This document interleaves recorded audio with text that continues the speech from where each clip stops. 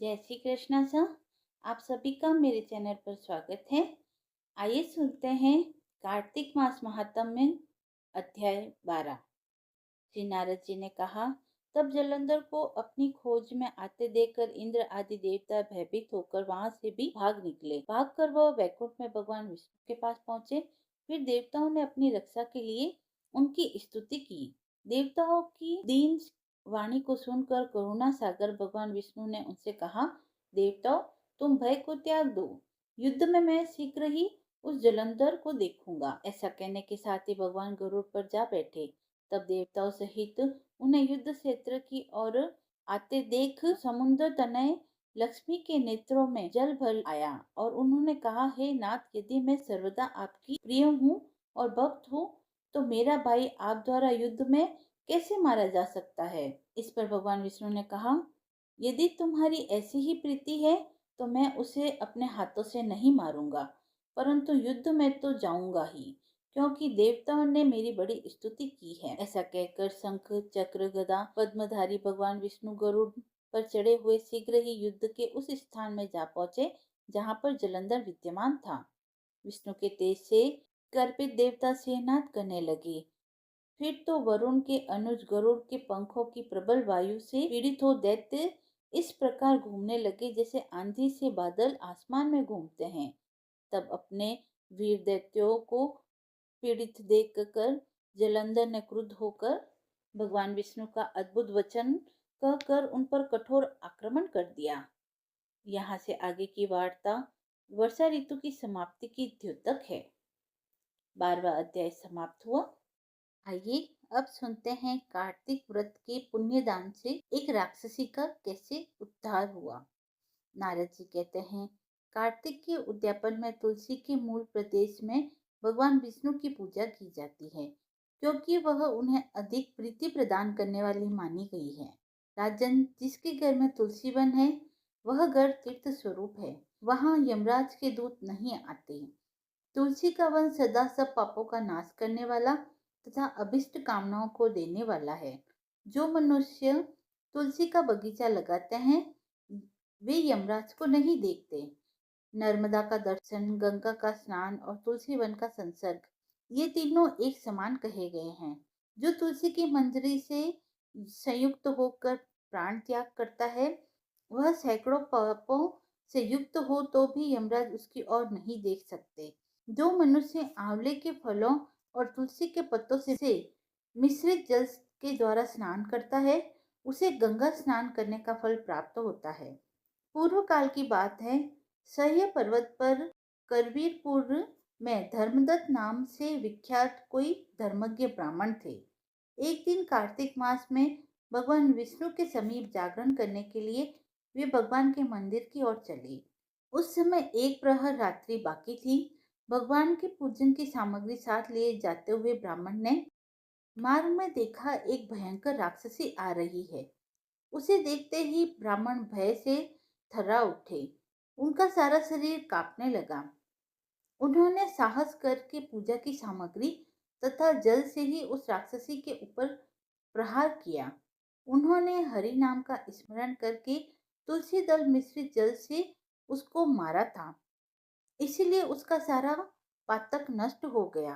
अब उसे अपने पूर्व जन्म के कर्मों के परिणाम स्वरूप प्राप्त हुई दुर्दशा का स्मरण हो आया। उसने ब्राह्मण को दंडवत प्रणाम करके इस प्रकार कहा, ब्राह्मण, मैं पूर्व जन्म के कर्मों के फल से इस दशा को पहुंची हूँ।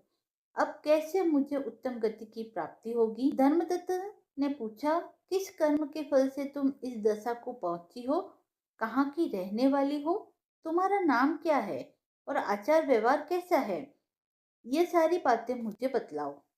कल्हा बोली, ब्राह्मण, मेरे पूर्व जन्म की बात है। सौराष्ट्र नगर में भिक्षु नाम के एक ब्राह्मण रहते थे। मैं उन्हीं की पत्नी थी। मेरा नाम कल्हा था और मैं बड़े क्रूर स्वभाव की स्त्री थी। मैं वचन से भी कभी अपने पति का भला नहीं किया करती थी। उन्हें कभी मीठा भोजन नहीं परोसा, सदा अपने स्वामी को धोखा ही देती थी। मुझे कलह विशेष प्रिय था। इससे मेरे पति का मन मुझसे सदा उद्विग्न रहा करता था। अंततोगत्वा उन्होंने दूसरी स्त्री से विवाह करने का निश्चय कर लिया। तब मैंने विष खाकर अपने प्राण त्याग दिए।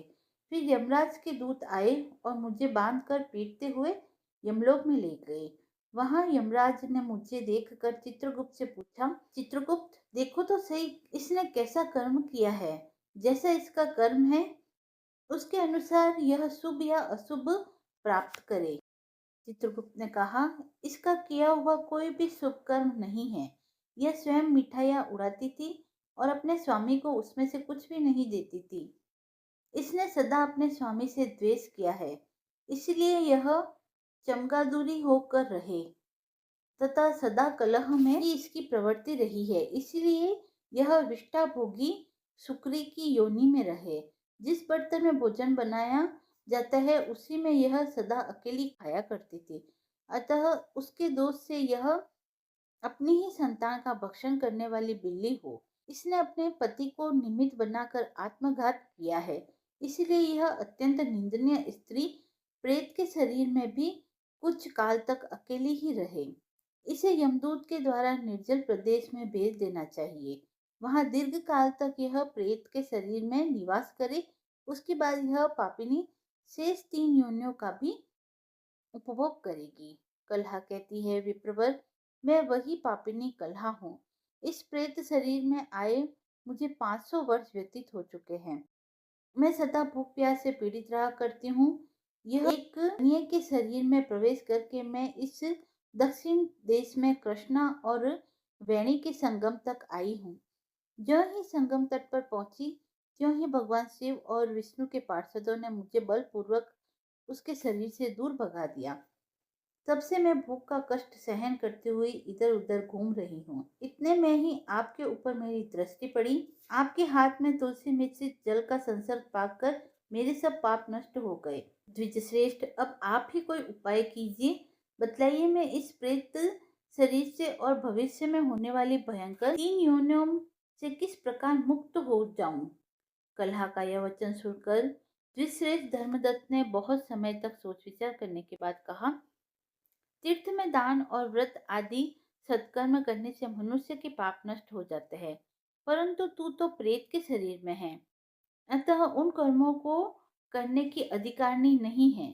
इसलिए मैंने जन्म से लेकर अब तक जो कार्तिक का व्रत किया है उसके पुण्य का आधा भाग मैं तुझे देता हूँ। तू उसी से सद्गति को प्राप्त हो जा।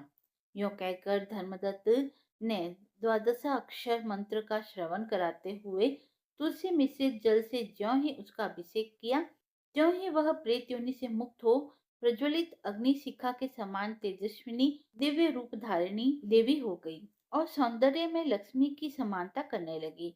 तदंतर उसने भूमि पर दंड की भांति गिरकर ब्राह्मण देवता को प्रणाम किया और हर्ष गदगद वाणी में कहा, द्विज श्रेष्ठ, आपके प्रसाद से आज मैं इस नरक से छुटकारा पा रही हूँ। मैं पाप के समुद्र में डूब रही थी, आप मेरे लिए नौका के समान हो गए। वह इस प्रकार ब्राह्मण से कह ही रही थी कि आकाश से एक दिव्य विमान उतरता दिखाई दिया। वह अत्यंत प्रकाशमान और विष्णु रूपधारी पार्षदों से युक्त था। विमान के द्वार पर खड़े हुए पुण्यशील और सुशील ने उस देवी को उठाकर श्रेष्ठ विमान पर चढ़ा दिया। तब धर्मदत्त ने बड़े विस्मय के साथ उस विमान को देखा और विष्णु रूपधारी पार्षदों को देखकर साष्टांग प्रणाम किया। पुण्यशील और सुशील ने प्रणाम करने वाले ब्राह्मण को उठाया, उसकी सराहना करते हुए कहा, द्विजश्रेष्ठ, तुम्हें साधुवाद है, क्योंकि तुम सदा भगवान विष्णु के भजन में तत्पर रहते हो, दिनों पर दया करते हो, सर्वज्ञ हो और भगवान विष्णु के व्रत का पालन करते हो। तुमने बचपन से लेकर अब तक जो कार्तिक व्रत का अनुष्ठान किया है उसके आधे भाग का दान करने से तुम्हें दूना पुण्य प्राप्त हुआ है और इसके सैकड़ों जन्मों के पाप नष्ट हो गए हैं।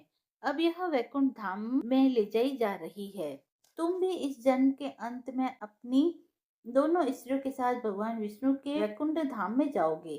धर्मदत्त, जिन्होंने तुम्हारे समान भक्ति पूर्वक भगवान विष्णु की आराधना की है वे धन्य और कृतकृत्य है।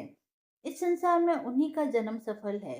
भली भांति आराधना करने पर भगवान विष्णु देहधारी प्राणियों को क्या नहीं देते, उन्होंने भी उत्तानपाद के पुत्रों को पूर्व काल में ध्रुव पद पर स्थापित किया। उनके नाम का स्मरण करने मात्र से समस्त जीव सद्गति को प्राप्त होते हैं। पूर्व काल में ग्रहग्रस्त गजराज उन्हीं के नामों का स्मरण करने से मुक्त हुआ था। तुमने जन्म से लेकर जो भगवान विष्णु को संतुष्ट करने वाले व्रत का अनुष्ठान किया है, उससे बढ़कर न यज्ञ है, न दान है और न तीर्थ है। विप्रवर, तुम धन्य हो, क्योंकि तुमने जगत गुरु भगवान विष्णु को प्रसन्न करने वाला ऐसा व्रत किया है कि जिसके आधे भाग के फल को पाकर यह स्त्री हमारे साथ भगवान के लोक में जा रही है। कथा समाप्त हुई। यदि आपको कथा पसंद आई हो तो आप मेरे चैनल को लाइक शेयर एंड सब्सक्राइब करें। धन्यवाद।